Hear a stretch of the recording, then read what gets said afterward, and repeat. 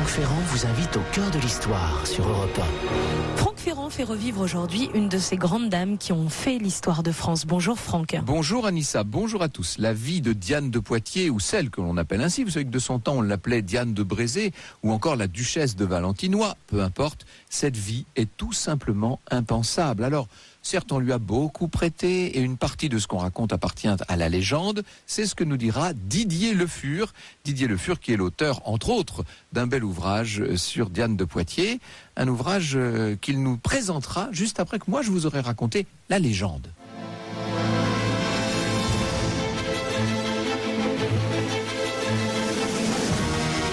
Au cœur de l'histoire sur Europe 1.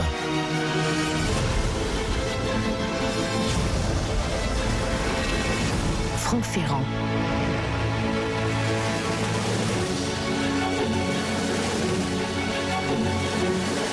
Au printemps 2010, j'ai été contacté par les propriétaires du château d'Annette qui souhaitaient me confier un redoutable honneur. Alors que plus de 2 siècles après avaient été retrouvés et authentifiés les restes de Diane de Poitiers qui avaient été profanés à la Révolution, une grande cérémonie devait accompagner le retour de ses cendres dans la chapelle sépulcrale de l'éternelle demeure de Diane. Et pour prononcer une nouvelle oraison funèbre, on avait finalement pensé à votre serviteur. J'étais à Moscou ce printemps-là et je me rappelle avoir donc planché, composé sur le thème de Diane dans la vieille capitale russe encore enneigée. J'ai retrouvé le texte que, d'une voix un petit peu tremblante, j'ai prononcé à l'époque sur les restes retrouvés de Diane de Poitiers.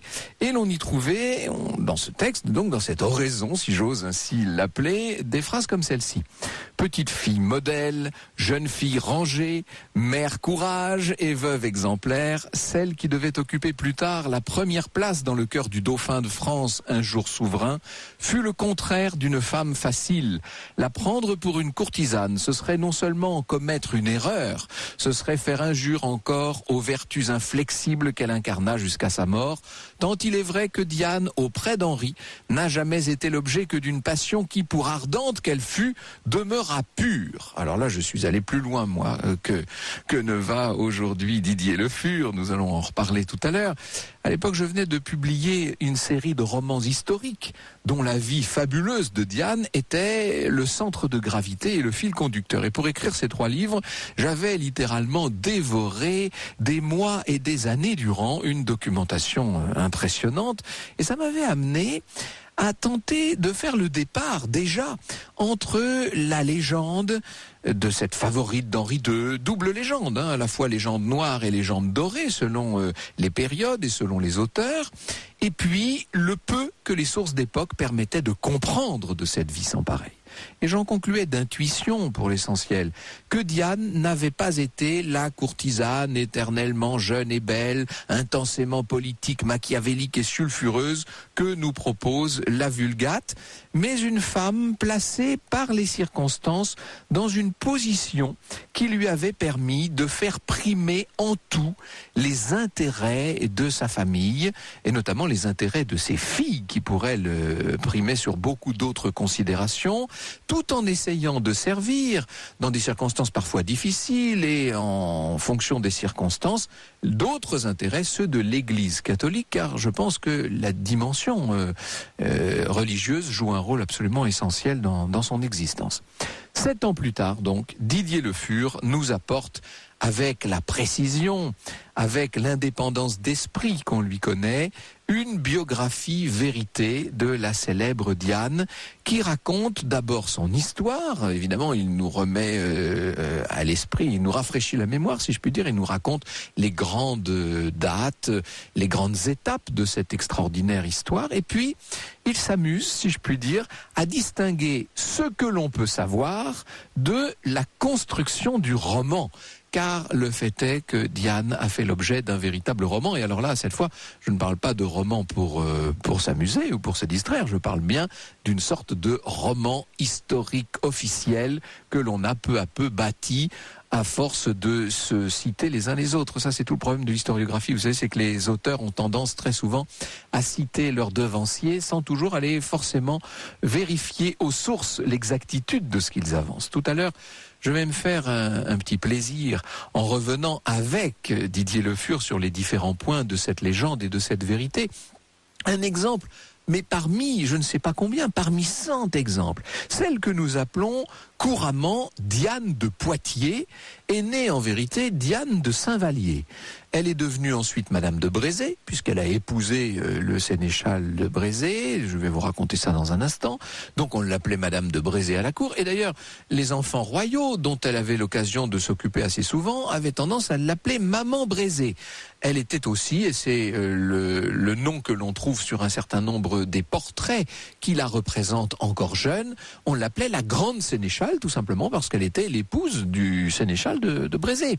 Et puis, elle est titrée par la suite duchesse de Valentinois, et dans toute la fin du règne de François Ier, surtout pendant le règne d'Henri II, on ne l'appelle que Madame de Valentinois. Et quand vous voyez les textes de l'époque, c'est Madame de Valentinois. Alors vous allez me dire, et ce patronyme de Poitiers, d'où vient-il ? Eh bien, Poitiers, en l'occurrence, c'est seulement le nom d'un des fiefs appartenant à sa famille paternelle. On est tout à fait dans le sud, presque en Provence, dans le marquisat de Pétieux, Pétieux qui donne Poitiers en Languedoc, mais qui n'a évidemment rien à voir avec la capitale du Poitou. Ce n'est donc pas du tout à Poitiers, en Poitou, dans mon Poitiers, si je puis dire, qu'il faut aller chercher les mânes de la belle Diane, mais bien plutôt dans ce château d'Annette. À propos d'Annette, permettez-moi de revenir à ma petite oraison funèbre. Nulle part, écrivais-je alors, et disais-je, le magistère artistique esthétique de la duchesse de Valentinois ne s'est mieux exercé qu'en son idéal d'Annette. Voici ce qu'en écrivait pour lui complaire le merveilleux Du Bellay. Je cite là Du Bellay. De votre Dianette, de votre nom, j'appelle votre maison d'Annette. La belle architecture, les marbres animés, la vivante peinture qui la font estimer des maisons la plus belle. Les beaux lambris dorés, la luisante chapelle, les superbes donjons, la riche couverture, les jardins tapissés d'éternelle verdure et la vive fontaine à la source immortelle. Ces ouvrages, madame, à qui bien les contemple, rapportant de l'antique le plus parfait exemple, montrent un artifice et dépenses admirables, mais cette grande douceur jointe à cette hautesse et cet astre bénin joint à cette sagesse, trop plus que tout cela vous font émerveillable. Voilà peut-être l'adjectif un peu passé de mode qui convient non seulement à la demeure de Diane de Poitiers, mais à sa figure, à son tempérament, à la vie même que je vais vous raconter maintenant, émerveillable.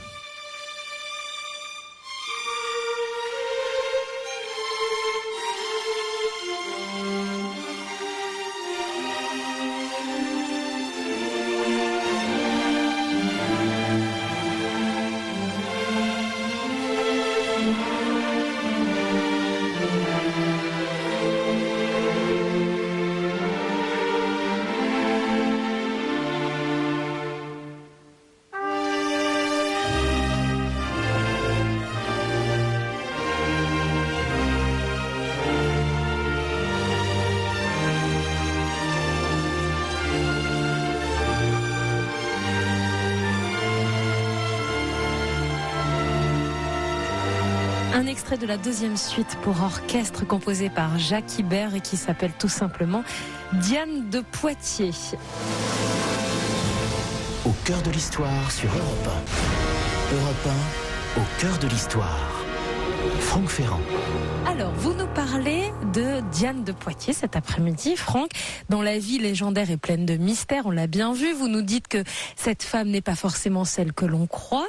Mais est-ce qu'il y a quand même des choses factuelles? Est-ce qu'on sait quand même où et quand elle est née, où et quand elle est morte? Est-ce que l'on sait ça? Alors, elle est née vers 1500, elle est morte en 1566. Pour vous repérer, dites-vous qu'elle avait 15 ans au moment de l'avènement de François Ier, dont elle n'était du reste la cadette que de quelques années, et qu'elle est morte presque septuagénaire, 7 ans après le départ, après la mort de son cher Henri II.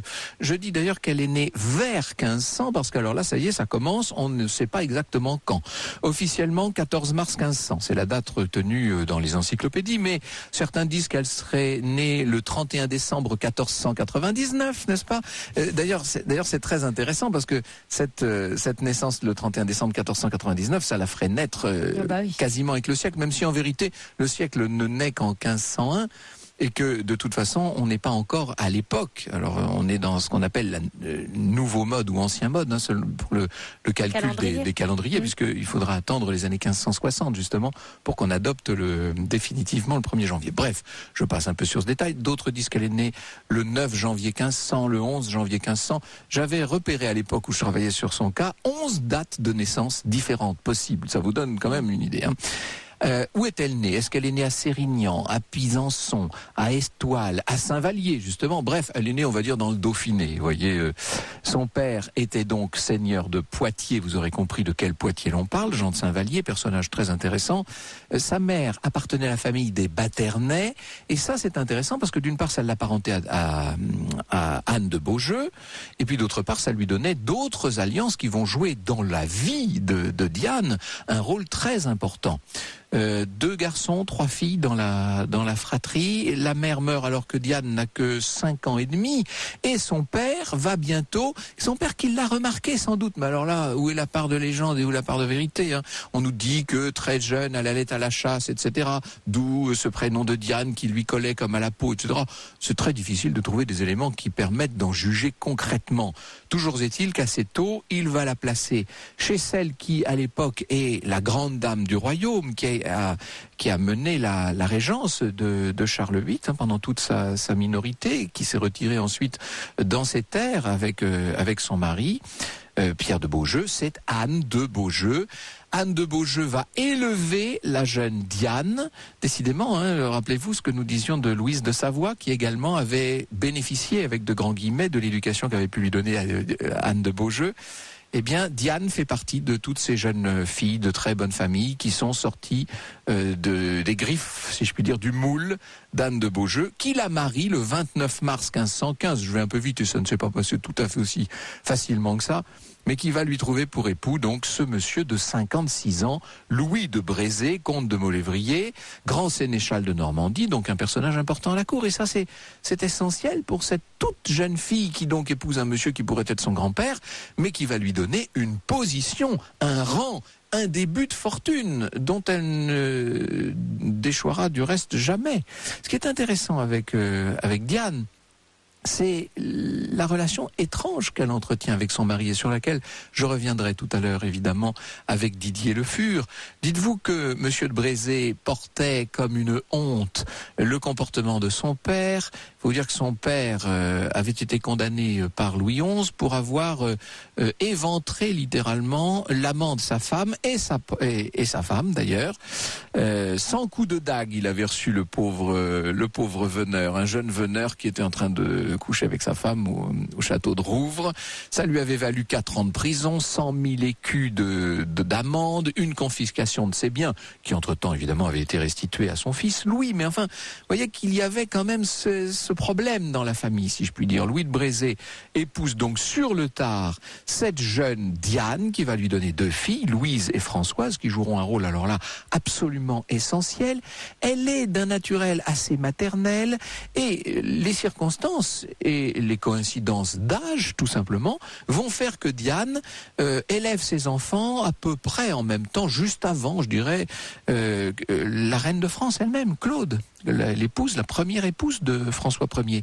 Et l'on verra Diane de Brézé, qui par ailleurs est une jeune mère maternante, ce que n'est pas du tout la reine Claude, c'est le moins qu'on puisse dire.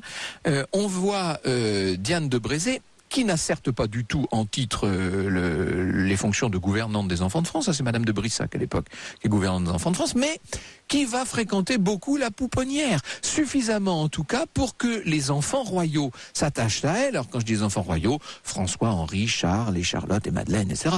L'aîné François et son cadet Henri s'attachent particulièrement, semble-t-il, à Diane, et c'est quand même assez extraordinaire d'imaginer qu'avant d'avoir été l'amante, en tout cas la favorite, est-ce qu'elle a été vraiment sa maîtresse? Ça, tout le monde n'est pas d'accord sur le sujet. Moi, j'ai un avis peut-être un petit peu extrême sur la question.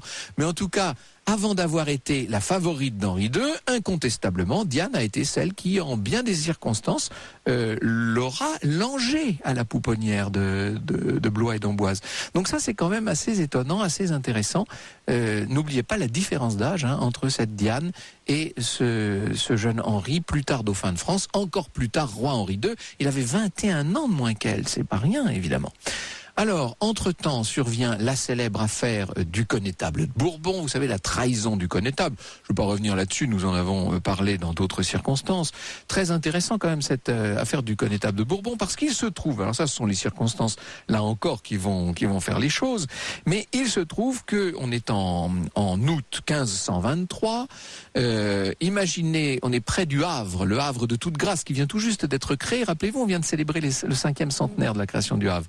On est près du Havre au château d'Orcher, quand le grand sénéchal de Normandie reçoit Jean le Veneur, qui est l'évêque local, qui vient lui annoncer qu'il a eu en confession l'aveu de la part d'un certain nombre de conjurés, d'une énorme conspiration montée contre la couronne, contre les intérêts de François Ier, et une conspiration à la tête duquel se trouve le connétable de Bourbon.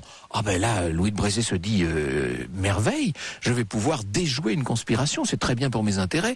Le voilà qui file à la cour où il retrouve Madame, la mère de François Ier, il raconte toute son histoire. On va donc éventer la conspiration du connétable de Bourbon. Brézé se dit ma fortune est faite. Il ne pouvait pas deviner que parmi les principaux conjurés, parmi ceux qui ont prêté main forte au connétable de Bourbon, se trouve son beau-père. Alors un beau-père qui, vous avez compris la différence d'âge, son beau-père pourrait être son gendre, mais enfin en l'occurrence c'est son beau-père, qu'on le veuille ou non, Jean de Saint-Vallier. Alors Jean de Saint-Vallier sera condamné à mort. C'est une affaire terrible pour Diane, qui au sommet de la gloire se voit d'un seul coup au bord du gouffre. La roche tarpéienne est proche du Capitole. Est-ce que Diane va sombrer dans cette affaire? La suite de l'histoire vous donne déjà un élément de réponse. Au cœur de l'histoire sur Europe 1. Europe 1, au cœur de l'histoire. Franck Ferrand. Nous sommes au cœur de l'histoire de Diane de Poitiers. Vous êtes nombreux à réagir sur les réseaux sociaux. C'est une femme qui vous intrigue parce qu'elle avait une vie intrigante. Ah oui, mais d'abord une vie tout à fait extraordinaire, ça il faut bien le reconnaître. Vous imaginez donc la situation, son mari, je simplifie dans tout ça, mais grosso modo, son mari est au cœur de la fameuse affaire de la trahison complot, du connétable de Bourbon. Il est l'un de ceux qui ont éventé la conjuration et patatras, on découvre que le beau-père, c'est-à-dire le père de Diane, Jean de Saint-Vallier, a fait partie de ceux qui ont, à Montbrison, prêté serment, enfin, etc. Bon, donc c'est un gros problème. Le papa de Diane est en prison, il est condamné à mort, et il va y avoir cette scène absolument d'une violence absolument inouïe, qui fait partie de la légende, là, et pour cause. C'est très beau à raconter, ça, et c'est du pain béni pour un romancier, vous imaginez. On l'a conduit jusqu'à l'échafaud, en chemise, prêt à être exécuté. On lui a collé la tête sur le billot, etc., avant que le messager du roi, tout ça a été cousu de fil blanc, mais lui ne le savait pas. On a fini par le gracier, mais vous imaginez, bon, il a été complètement gracié, alors au lendemain de Pavie, à la faveur des clauses additives du traité de Madrid, qui a été signé donc en janvier 1526 à Madrid, après le désastre militaire de Pavie, la captivité du roi François Ier, l'ambassade de la sœur de François Ier, Marguerite, vous savez, auprès de Charles Quint et du chancelier Gattinara. Bref, je ne vais pas entrer dans tous les détails. Toujours est-il que François Ier rentre en France, mais vous connaissez l'une des conditions de son retour en France, c'est qu'en échange, des otages d'État soient confiés aux Espagnols, aux impériaux. C'est-à-dire qu'on va voir les deux fils aînés de François Ier, le prince François et le prince Henri, qui sont des petits garçons, ils ont 8 et 6 ans, et voilà, qui vont traverser la Bidassoa et qui sont installés Alors, ils ne sont pas tout à fait en prison, n'exagérons rien, ils ont 60 serviteurs, ils sont dans un beau château, ils sont quand même hôtes d'État. Le problème, c'est que François, de retour en France, n'a rien de mieux que de mettre sur pied la fameuse Ligue de Cognac, qui est une véritable déclaration de guerre à Charles Quint, et que l'empereur, furieux de cette circonstance, renvoie toute la suite des princes français de l'autre côté des Pyrénées, et alors là, les petits garçons deviennent de véritables prisonniers. Ils vont passer de forteresse en forteresse, avec des conditions qui s'aggravent à chaque fois, et ils se retrouvent à la fin dans j'allais dire un cachot, c'est peut-être un tout petit peu excessif, mais enfin tout de même, ils sont en cellule, en tout cas, ça c'est certain. Ils manquent de tout, ils sont livrés à eux-mêmes. On leur a donné à lire des ouvrages en espagnol, donc ils deviennent des champions du castillan, mais ils vont finir par en oublier quasiment leur langue maternelle, vous imaginez ça? Et le plus malin des deux, c'est le petit Henri, qui lit pour son frère, et qui lit quoi? Amadis de Gaulle. Et alors là, on est dans le grand roman de chevalerie, il vit dans une espèce de fantasme, etc. Et il va identifier la belle héroïne, la belle dame de ce roman de courtoisie. Il l'identifie au trait de Diane. Et lorsqu'il est libéré, c'est à Diane de Poitiers, si on peut l'appeler ainsi, vous avez compris maintenant, c'est à Diane de Poitiers que François Ier va confier, j'allais dire, la rééducation de ses fils qui sont devenus de vrais petits sauvageons. Et Diane aurait dit au roi, attention à Brantôme et à ses sources un peu douteuses, elle aurait dit au roi: sire, j'en ferai mon galant. Sous-entendu, je vous rendrai votre petit-fils parfaitement bien élevé, etc. Il y a une scène qui est très intéressante, ça se passe en mars 1531, au moment de la joyeuse entrée. On organise un grand tournoi sur la lys des Tournelles, dans le quartier de la Bastille, actuel quartier du Marais, si vous voulez. Entre parenthèses, c'est exactement l'endroit, c'est exactement les lys où où sera blessé mortellement Henri II beaucoup plus tard, à l'été 1559, donc 28 ans plus tard. Et donc, à ce tournoi des Tournelles, on voit les princes de France faire leur retour à la cour, si je puis dire. Ils vont, alors ils ne jouent pas en lice quand même, ce sont de jeunes adolescents. On va quand même pas les faire affronter des chevaliers, mais tout de même, ils participent aux jeux de bagues, etc. Et le jeune Henri se présente tout habillé de noir et de blanc, et il vient rendre hommage à sa dame. Et qui est la dame dans les tribunes? C'est Diane de Poitiers. Et là, d'un seul coup, la cour ouvre de grands yeux, commence à murmurer. C'est le début d'une affaire qui, au début, est d'une pureté absolue. On est dans l'amour courtois. On est évidemment, c'est un tout jeune homme qui est très amoureux, semble-t-il, d'une dame déjà bien mûre, qui, entre-temps, est devenue veuve, qui, après avoir été dame d'honneur de la mère de François Ier, est devenue la dame d'honneur de son épouse, sa nouvelle épouse, sa deuxième épouse, Éléonore de Habsbourg. Et finalement, Diane va se sentir sans doute flattée, renforcée dans sa position à la cour par la faveur que lui déclare ce jeune prince qui, à partir de la mort de son frère en 1526, on ne sait pas dans quelles conditions exactement est mort le dauphin François, alors là ça nous entraînerait un peu loin, toujours est-il que c'est Henri qui devient dauphin de France, et là, Diane devient la favorite du dauphin de France. Bientôt, il semblerait, pour autant qu'on sache, parce que là c'est vraiment très difficile à démêler, bientôt elle devrait en devenir la maîtresse. Ce qui est certain, c'est que jamais la faveur dont Henri II ennoblissait et honorait Diane de Poitiers, jamais cette faveur ne se démentira. Et que lorsqu'Henri II meurt en 1559 des suites de sa terrible blessure dans ce duel de chevalerie, dans ce tournoi, eh bien, il portait toujours les couleurs de Diane. Pourquoi ce noir? Pourquoi ce blanc? Officiellement, parce que c'était les couleurs du deuil de Diane, bien sûr. Elle était toujours la veuve sénéchale de Brézé. Officieusement, certains disent qu'elle avait trouvé que ça lui allait parfaitement bien au teint. Vous voyez qu'on veut forcément lui prêter de mauvaises intentions. Bonjour Didier Le Fur. Bonjour. Alors, quelques éléments de légende, c'est la Vulgate, si je puis dire. Je ne suis pas allé jusqu'au bout de la vie de Diane, nous le ferons ensemble tout à l'heure, mais avec vous, nous allons revenir sur ce qui est certain, ce que nous apprennent les sources. Et là, forcément, on grince un peu des dents, on ouvre les yeux et on se dit « Ah bon, mais c'est ça, Diane? Mais alors, on nous aurait menti ?» Au cœur de l'histoire sur Europe 1. Europe 1, au cœur de l'histoire. Franck Ferrand. Nous sommes au cœur de l'histoire de Diane de Poitiers cet après-midi sur Europe 1 avec votre invité. Vous recevez l'historien Didier Le Fur qui est aussi l'auteur de Diane de Poitiers paru chez Perrin. Et puis c'est une émission, celle d'aujourd'hui, qui vous fait beaucoup réagir sur les réseaux sociaux, sur Twitter avec le hashtag ACDH et sur la page Facebook. Un exemple parmi tant d'autres, Loris nous dit: à chaque fois que des amis viennent me voir à Dreux, je les emmène à Annette. J'y suis allée encore la semaine dernière. J'ai assisté aussi à son nouvel enterrement avec des habitants en costume d'époque. Mais comme j'aime beaucoup Catherine de Médicis, je n'ai pas beaucoup de sympathie pour Diane et à mon sens, elle a été plutôt nocive pour la France. D'ailleurs, le même Loris répond à Frédéric qui nous dit: ah oui, Diane, celle qui a dû rendre l'argent. Et Loris répond: attention, uniquement les bijoux appartenant à la couronne. La reine Catherine n'a pas été si cruelle. Elle lui a ordonné de ne plus paraître à la cour et lui a échangé Chenonceau contre Chaumont. Et un exil dans un château aussi somptueux qu'Annette, à l'époque, n'est quand même pas si terrible. C'est intéressant de voir à quel point nos auditeurs, justement, ont un avis quand même assez nuancé sur la question. Alexandra, en revanche, nous dit: certes, superbe femme, mais redoutable et manipulatrice. Tellement fascinante. On est au cœur de la légende noire de toute favorite royale, finalement. Oui, Didier Le Fur. C'est tous ces mots ont accompagné depuis le début qu'on a commencé à parler des maîtresses, et surtout à partir du XVIIe, curieusement. Même si Diane de Poitiers, on avait commencé après sa mort à déjà structurer une image extrêmement négative d'elle.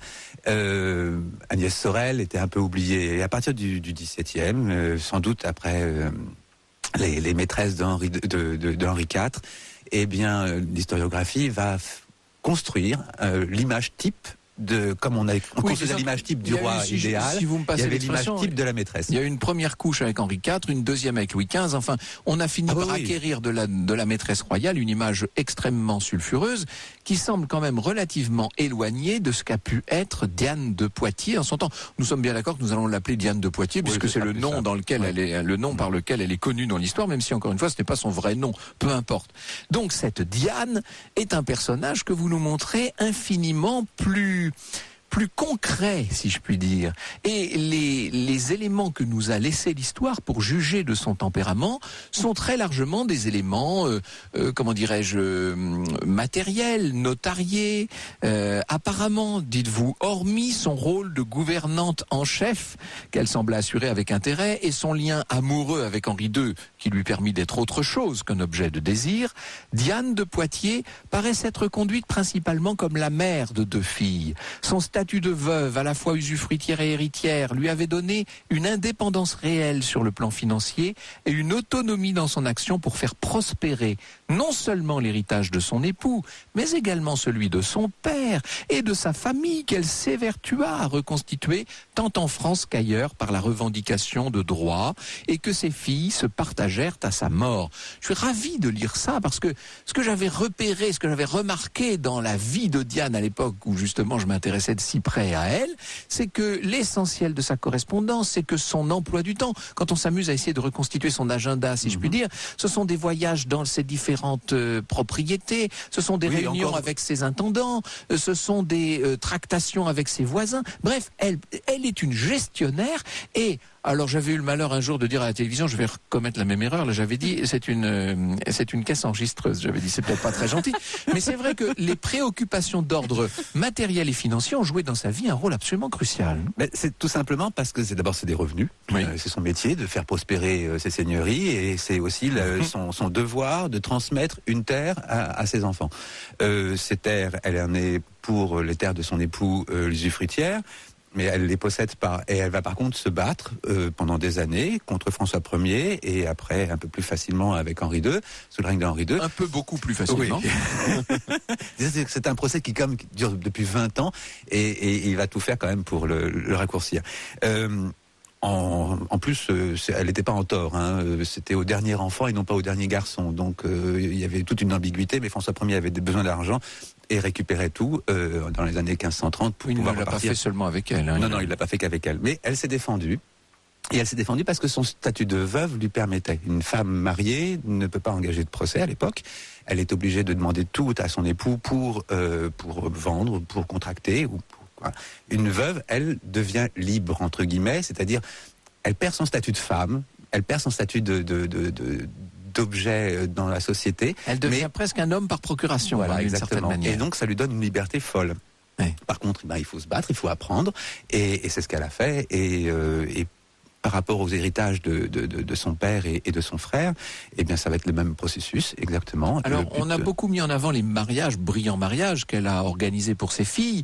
Vous nous dites que ce n'est pas tant les mariages que la gestion des biens et des fameux procès qui ont doté ses filles. Oui, parce qu'au départ, qu'elle est mariée parce que justement ses filles soit un Robert puné, de la Marck, oui. C'est ça, un puné de Guise ou de la Marck.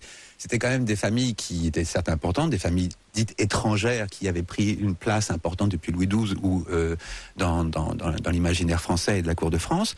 Mais ça restait quand même, c'était pas les aînés, hein, donc c'était des biens moindres et puis tout simplement, le mari pouvait mourir, comme ils vont mourir assez rapidement, en tout cas pour la Marck, ne pas faire d'enfants, enfin bon, plein de choses. Et donc, le mariage est beaucoup plus aléatoire qu'on ne le croit. Par contre, entretenir les terres, les biens, les restaurer quand il s'agissait de biens un peu abandonnés et de les faire prospérer, ça c'est le résultat de toute sa carrière. Alors si vous êtes d'accord, j'aimerais que nous consacrions un petit peu de temps quand même, qu'on le veuille ou non, puisque cette femme est restée dans l'histoire comme une favorite royale, à ses relations avec d'abord son mari, qu'on a tendance à oublier, et puis bien sûr l'homme de sa vie, c'est-à-dire ce prince Henri qui deviendra le dauphin de France, puis carrément le roi Henri II, et qui fera d'elle sa seule et unique favorite, conseillère, quasiment premier ministre occulte. Je vous vois déjà grincer les dents, mais non, nous allons y venir dans un instant. Alors, avec son mari, peut-être, réglons cette question. Elle était beaucoup plus jeune que son mari. Elle avait presque 40 ans de moins. 40 ans, ouais. Mais on pense qu'elle l'a plutôt aimé. C'est un couple relativement harmonieux, semble-t-il. Là encore, on est dans une mentalité complètement moderne, de l'époque. Oui, c'est ça, oui. C'est-à-dire que où le mari doit être plus âgé, c'est écrit, hein, c'est carrément statufié. Le mari doit être plus âgé que l'épouse, puisque l'épouse est quand même l'incarnation du mal, peu dépensière et tout ça. Et donc si elle est plus, faut l'encadrer. En fait. Oui. Exactement. et donc si elle est plus âgée que l'époux, elle va donc avoir une mauvaise influence sur lui, donc le dominer et donc dilapider tout l'héritage. Et donc ça c'est dans les histoires de moralistes du temps. Et donc une épouse plus jeune sera donc forcément bien éduquée par un mari ou un époux plus âgé qui va la tenir, qui va l'obliger à... Quand son mari meurt, elle lui fait faire un très beau tombeau dans la cathédrale de Rouen. Oui, si, mais de toute façon, c'est une constance aussi qui a été totalement occultée ou souvent occultée des textes consacrés à Diane de Poitiers, c'est-à-dire que il y a une fidélité immense à son époux. Et il ne faut pas oublier que c'est grâce à lui, si elle a eu ce statut à la cour, en tout cas peut-être avec ses parents, mais en tout cas elle a pu le garder aussi grâce à lui, après l'histoire de Saint-Vallier comme vous l'aviez raconté tout à l'heure. Et puis aussi, c'est l'héritage qu'il laisse est le plus important, même si les terres en nombre et en hectares sont importantes dans le Dauphiné, c'est une terre qui a été ravagée par les pestes, qui est difficile à cultiver, qui même au XVIe siècle n'est pas très rentable. On est surtout dans la production d'huile, de noix, enfin des choses comme ça, alors que les terres de Normandie et de région parisienne sont-elles beaucoup plus riches, beaucoup plus riches, avec des bois notamment, et ça rapporte beaucoup d'argent. Et donc c'est toute cette reconnaissance là. Alors ça, c'est pour la femme et la veuve, qu'elle restera d'une certaine manière jusqu'à la fin de ses jours. Oui, et Annette est vraiment aussi l'expression dans sa construction d'un souvenir et d'un hommage à son époux. À son mari, enfin tout ça est très présentable. Alors évidemment, il se trouve que un jeune prince de France, très ardent qui plus est, va tomber fou amoureux d'elle. Ça change tout, et c'est ce qui va évidemment lui donner la destinée que nous connaissons. Au cœur de l'histoire sur Europe 1. Europe 1, au cœur de l'histoire. Franck Ferrand.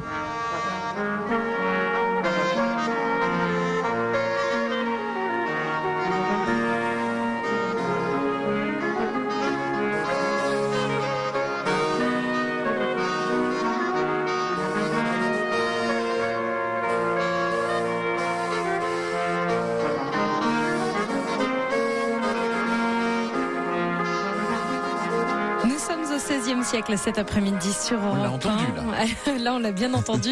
À la découverte de Diane de Poitiers, nous essayons d'en savoir plus sur Diane de Poitiers avec Didier Le Fur, votre invité. Il est historien et auteur de Diane de Poitiers paru chez Perrin. Vous êtes très nombreux à réagir sur les réseaux sociaux. Alors Diane de Poitiers, Henri II était amoureux d'elle.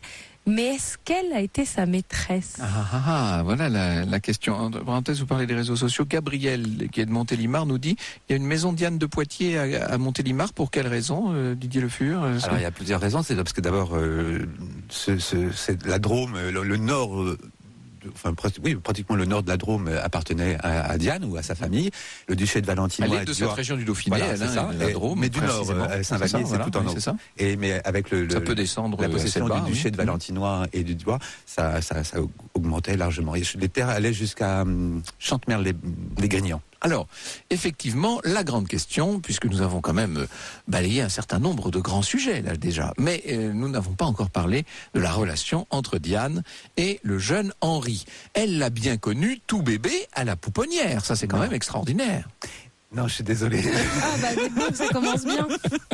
D'abord parce que on a prétendu que Diane de Poitiers, on va revenir un peu sur ce que vous disiez au début de sa vie, que sa mère était décédée rapidement, et voilà. Or, sa mère est morte en 1516, on a la lettre. En tout cas de l'annonce à son père. Donc ça c'est un mythe total. C'est un mythe total. Donc et c'était après le mariage de sa seconde fille. Elle avait à peu près une quinzaine d'années, la fille. Et Diane était mariée depuis 1 an au moment de la mort de sa mère. Donc on peut supposer que justement, de trouver une date à peu près dans les alentours de 1499-1500 pour Diane de Poitiers. Idem pour Anne de Beaujeu. Anne de Beaujeu, certes, était à Moulins, certes, a eu une carrière importante sous son frère Charles VIII, mais là, elle était quand même assez retirée et Diane de Poitiers n'a jamais mis les pieds à la cour de Moulins, en tout cas pour poursuivre une éducation. Et si elle a eu une éducation, elle l'a eu avec sa mère ou avec l'entourage familial, parce qu'elle a visiblement jamais quitté et de deux le Dauphiné. Donc on est après, donc elle arrive à Paris, à la cour, en tout cas, elle a 15 ans, elle se marie. Elle est donc sénéchale de Brézé. C'est ça, et fille aussi, puis après dame d'honneur de Louise de Savoie et non pas de Claude de France, comme on l'a dit souvent aussi. Si on l'a rapprochée des enfants de France, c'est parce que elle était dame d'honneur de Louise de Savoie, donc forcément de génération aussi peut-être, oui. Accompagnait aussi Louise de Savoie dans tous ses voyages, et comme Louise de Savoie assistait à tous les accouchements de Claude de France, on peut supposer aussi qu'elle était là.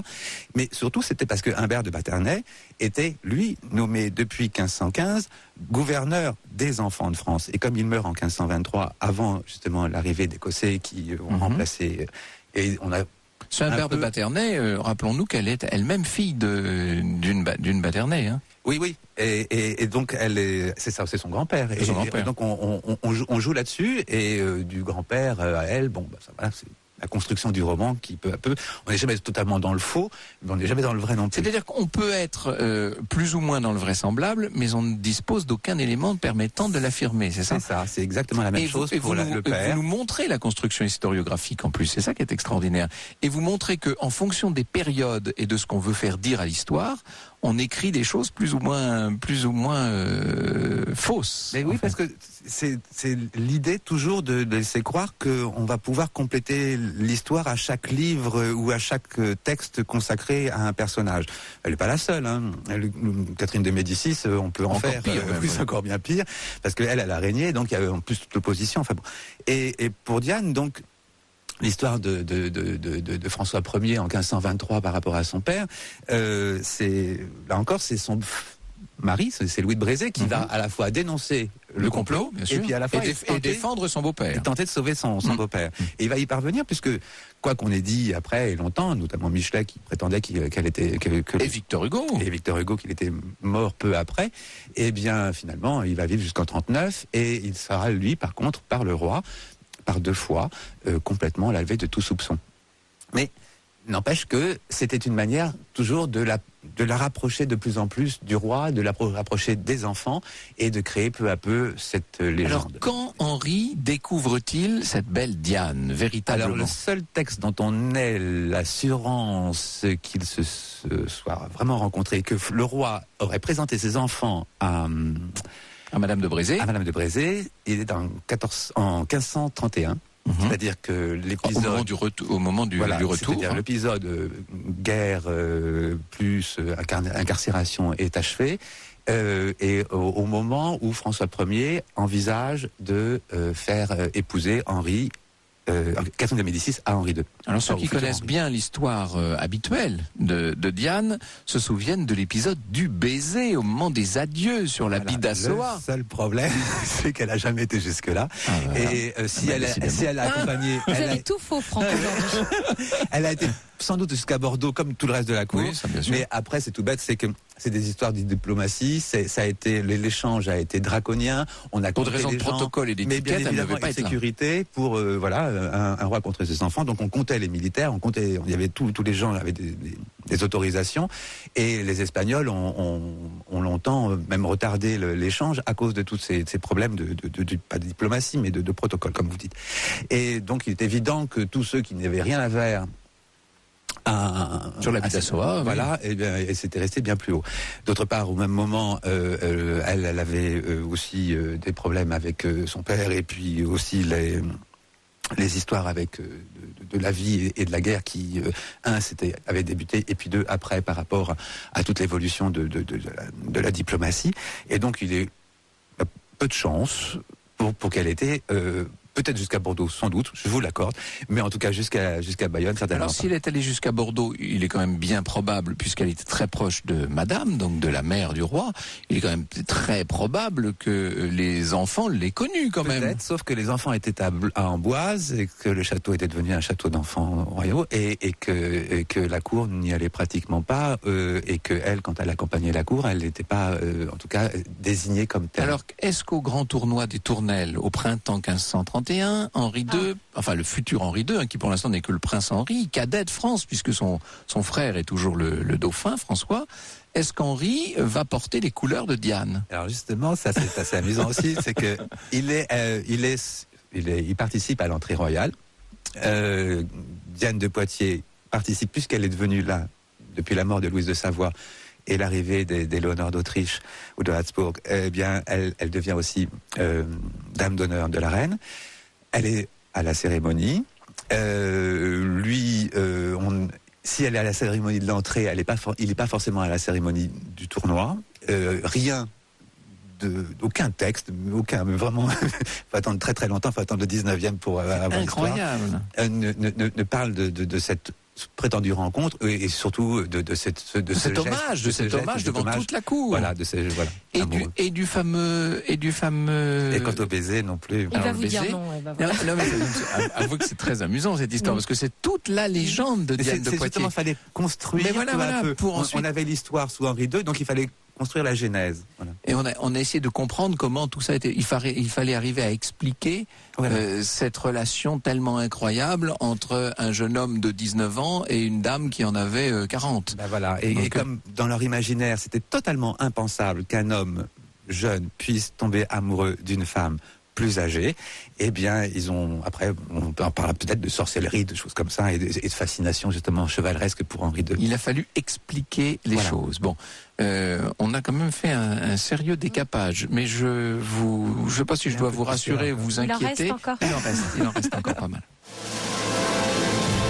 Au cœur de l'histoire sur Europe 1. Europe 1, au cœur de l'histoire. Franck Ferrand. Alors Franck Ferrand, depuis 14h, nous sommes au cœur de l'histoire de Diane de Poitiers, les mythes et les réalités autour de cette femme. Nous plongeons au cœur de cette histoire grâce à votre invité. Vous recevez l'historien et auteur de Diane de Poitiers paru chez Perrin, Didier Le Fur. Puisque vous êtes en train de tout casser, Didier Le Fur, je ne voudrais pas être à l'origine d'une vague de suicides parmi nos auditeurs, donc je vous propose de faire l'inverse. Puisque nous avons vu tout ce qui n'est pas vrai, ou en tout cas une partie de ce qui n'est pas vrai, qu'est-ce qui est vrai alors? Que peut-on retenir de Diane? D'abord dans sa relation avec Henri. Comment expliquez-vous ce C'est une vraie histoire, incontestable.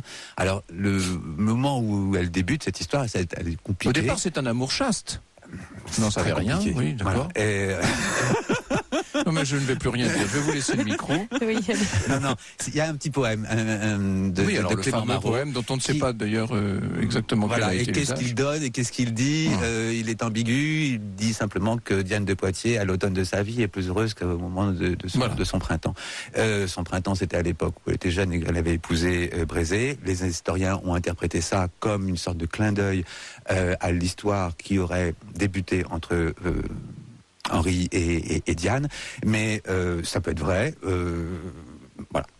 Il faut reconnaître que ce Henri, c'est assez étrange quand même, ce prince qui a donc subi cette captivité terrible pendant l'enfance, qui ensuite va devenir un prince plein d'allant, plein de vigueur, qui est un grand sportif dans tous les domaines d'ailleurs. Il pratique à peu près tous les sports existants à son époque, si tant est qu'on puisse parler de sport, des activités physiques, devrais-je dire. C'est assez étonnant que ce tout jeune homme soit amoureux de cette dame veuve, qui plus est, extrêmement convenable dans son maintien et dans sa présentation quand même. Alors elle est très belle, dit-on. La beauté, on n'en parle pas, on va en parler simplement quand on va commencer quand Diane de Poitiers va devenir un personnage beaucoup plus public. C'est-à-dire que si cette histoire d'amour a existé jusqu'en 1547, jusqu'à l'avènement d'Henri II, on n'en parle pas. Même les ambassadeurs qui sont extrêmement attachés à la cour, oui. C'est ça, et puis surtout attachés à toutes ces histoires, rien, ils vont simplement dire oui, elle existe et visiblement elle est là. Elle a la faveur du prince. C'est ça, mais uniquement pour son maintien, tel que c'était défini officiellement en tout cas. C'est à partir de l'avènement de Henri II et sans doute par une position d'Henri II beaucoup plus claire par rapport à ça que Diane de Poitiers. Là, on va apprendre quelle est sa maîtresse. Donc pendant le règne de François Ier, cette lutte à mort entre Diane de Poitiers et la duchesse d'Étampes, qui est la maîtresse de François Ier, ça aussi vous en faites... Eh ben, c'est surtout que c'était aussi une très très jolie construction romanesque qui notamment a été structurée par Madame de Lafayette et puis bien sûr, oui. Mais qui permettait justement de faire montrer deux femmes totalement illégitimes qui se battaient l'une contre l'autre, dans des défis de beauté, mais aussi de pouvoir et d'argent. L'exemple type de la maîtresse et de la femme inutile au pouvoir et donc du coup mais mauvaise et toxique pour la politique. C'était oublié que malgré tout, il y avait quand même des rois et un pouvoir et un gouvernement et que finalement, on n'a strictement rien de ce débat-là. Il est évident que une maîtresse n'existe tant qu'elle a son amant au pouvoir et que le jour où il disparaît, elle disparaît aussi. Et Anne de Pisseleu... Ça, c'est ce qui va arriver à Anne dans un premier temps en 47, puis à Diane en 59, parce qu'elle avait quand même réussi à marier son ami, on va l'appeler comme ça, à sa cousine, Catherine de Médicis, et Catherine, évidemment, va se débarrasser d'elle en tant qu'ancienne favorite royale, ce qui peut se comprendre, vous me direz. Ça se comprend parfaitement. Alors, un élément, vous nous l'avez montré comme une remarquable gestionnaire, comme une personne qui a tenu à bout de bras les intérêts de sa famille. Les deux derniers domaines, et il nous reste 1 minute et demie pour les évoquer, c'est le caractère religieux de sa vocation. Elle est très catholique. Son testament est une preuve irréfutable de ce point de vue, puisqu'elle est prête à déshériter ses petits-enfants s'ils changeaient de religion. À une période où l'on change beaucoup de religion. À une période où on change beaucoup de religion, effectivement, et ça, son catholicisme est avéré et de fait aussi l'opposition des protestants contre elle est aussi avérée puisqu'il a été assez cruel de son vivant et notamment sous Henri II. Une grande haine. Et alors qu'en est-il de son influence politique? Quel a été son rôle pendant le règne d'Henri? Il est un mystère parce qu'il n'y a aucune trace de tout ça et les seules traces qu'on ait d'elle, c'est quand elle sert d'intermédiaire, elle sert comme toutes les autres personnes de la cour, c'est-à-dire au système de la requête, c'est-à-dire d'aider, avertir des postes libres, vacants, soit sur ces terres, soit par l'intermédiaire d'autres personnes, pour les faire remonter jusqu'au Grand Conseil, qui est à l'origine de la dénomination. On a l'impression de ces très très vieux objets qui sont quasiment poussière et qui, au moment où l'on veut les saisir, disparaissent dans un nuage de poussière. Oui, mais apparaît voilà ce qu'il reste de la vie de Diane de Poitiers. Oui, mais apparaît aussi une autre structure, une femme qui s'est débrouillée toute sa vie, qui s'est battue, pendant 3/4 de sa vie en tout cas, pour préserver les biens de ses enfants, les biens des mariés et de ses petits enfants aussi, puisqu'elle a agi aussi là-dessus. Bref. C'est-à-dire comme une femme de son temps, même si elle ne correspond pas du tout à l'imaginaire que tout ce qu'on a pu véhiculer, et votre serviteur tout le premier.